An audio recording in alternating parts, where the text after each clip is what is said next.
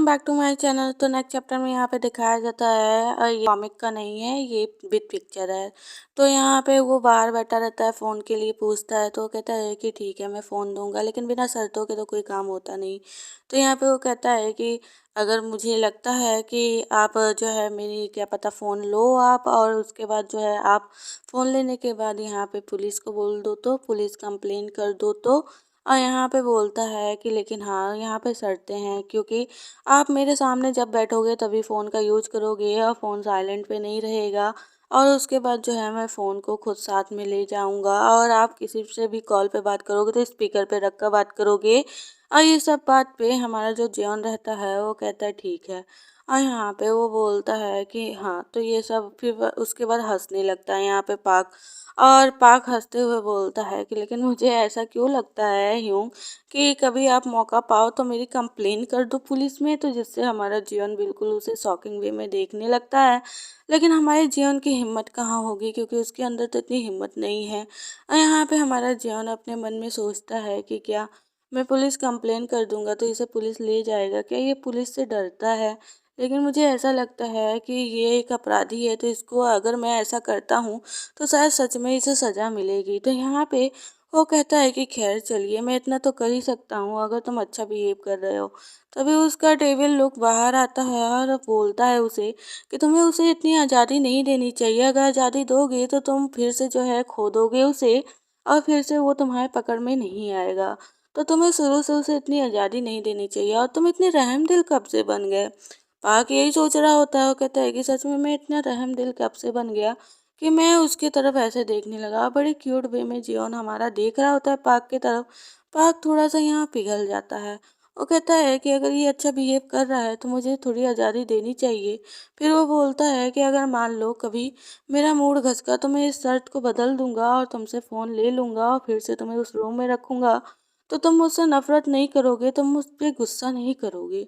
और यहाँ पे वो बोलता है और हमारा जीवन थोड़ा हेजिटेट करने लगता है। मतलब उसका जो कॉलर रहता है उसे ढीला कर काँपने लगता है। यहाँ पे वो कहता है कि ये सब समझ गए तुम अच्छे तरीके से। तो जियॉन अपने मन में कहता है कि हाँ, मैं समझ गया। और उसे भी बोलता है, फिर कहता है कि मैं क्या सब कुछ भूल जाऊँगा? मैं बिल्कुल नहीं भूल पाऊँगा कि जब मैं तुम्हारी बातें नहीं मानता था तो तुमने मेरे साथ कैसा बिहेव किया। मुझे पता है कि हाँ, वो सब नफ़रत था।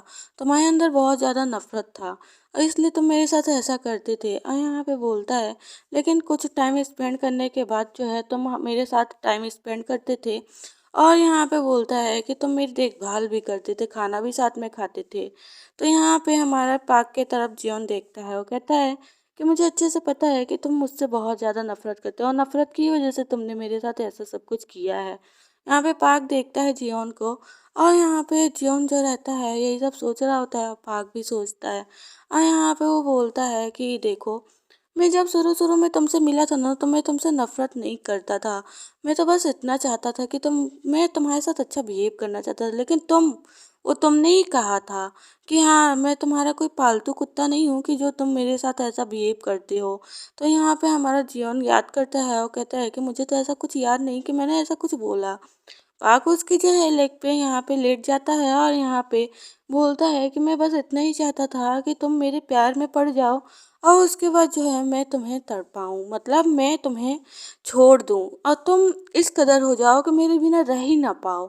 और ये मतलब सोच कर और कह कर वो हंसने लगता है। तो यहाँ पे हमारा जियन समझ जाता है, वो कहता है कि ये क्या ज़िंदगी तुमने बदतर नहीं दे रखी है।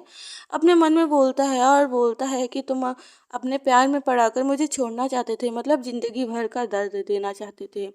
यहाँ पे पाक उसे अपने करीब खींचता है, वो कहता है कि लेकिन आप जो है अच्छे नहीं बने। अब मुझे जो है तुम पे तरस आता है।